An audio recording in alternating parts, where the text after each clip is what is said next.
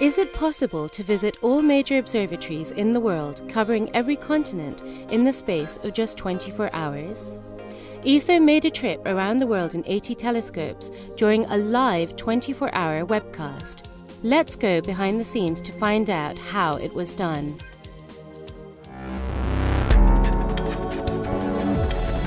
This is the ESOcast, cutting-edge science and life behind the scenes of ESO, the European Southern Observatory, exploring the universe's ultimate frontier with our host, Dr. J, aka Dr. Joe Liske.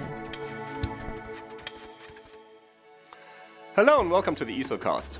In this episode, we're going to follow an incredible 24-hour live webcast that was produced at the ESO headquarters on April 3rd and 4th, 2009. This webcast was called Around the World in 80 Telescopes, and it attracted well over 100,000 online viewers.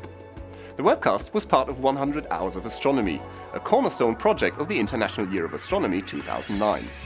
Let's now go backstage to see how this record-breaking event unfolded. The ESO headquarters in Garching near Munich in Germany is hosting the live 24-hour webcast that will follow night and day around the globe and visit some 80 different observatories on the way. This is a major technical and logistical challenge. Preparations have been underway for months, and with one day left to go, the pressure is on to get things ready. After a long, final night of testing, the morning of the webcast is here. The atmosphere is buzzing, and the project leader, Douglas P.S. Price, is pleased with the preparations. This is the culmination of a lot of extremely hard work by people here at ESO and of course at all of the observatories around the planet that we'll be visiting during this amazing 24-hour live webcast. Things are very, very busy behind the scenes, but we're getting things in place, we're almost ready to go, and we're looking forward to it. Before we delve into the rest of the day, what does it actually take to run a live webcast like this?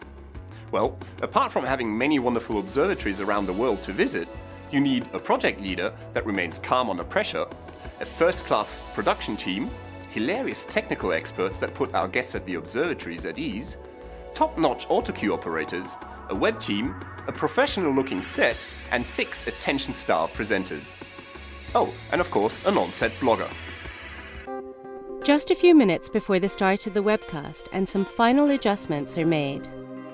The Gemini North Observatory in Hawaii will be the first stop in a long journey around the world. Everybody is in position as the webcast begins. Hello, you're joining us for Around the World in 80 Telescopes, a live 24-hour webcast. The webcast is a unique chance to experience a snapshot of life at many different observatories around the globe, and to find out what astronomers are actually doing at the telescopes and what they hope to discover. However, like many live events, the webcast is not without initial setbacks. Just over an hour into the broadcast, the streaming provider has a problem, leaving a blank screen for the thousands of viewers. All is not lost as the webcast continues, with segments being recorded and uploaded online. Lee Pullen of the Cosmic Diary, another cornerstone project of the International Year of Astronomy 2009, is writing a behind-the-scenes live blog. His posts keep the audience informed, so nobody is left completely in the dark.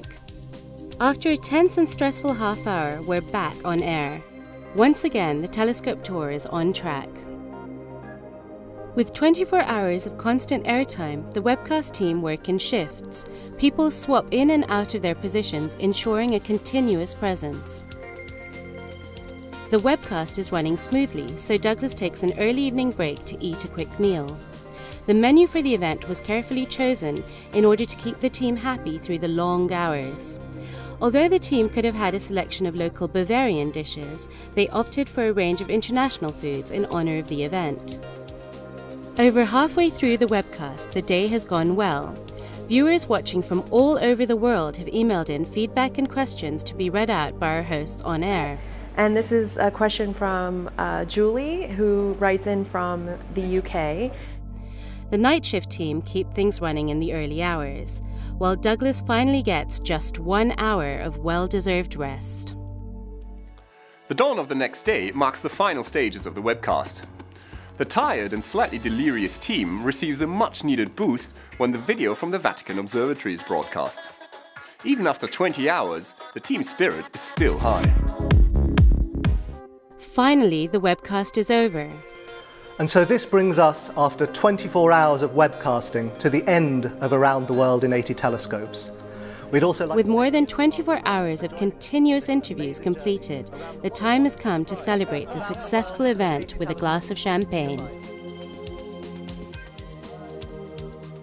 I hope you enjoyed the look behind the scenes of Around the World in 80 Telescopes. It was an incredible event, but I'm sure there will be other spectacular outreach activities from ESO in the future. This is Dr. J signing off for the ESOcast. Join me again next time for another cosmic adventure.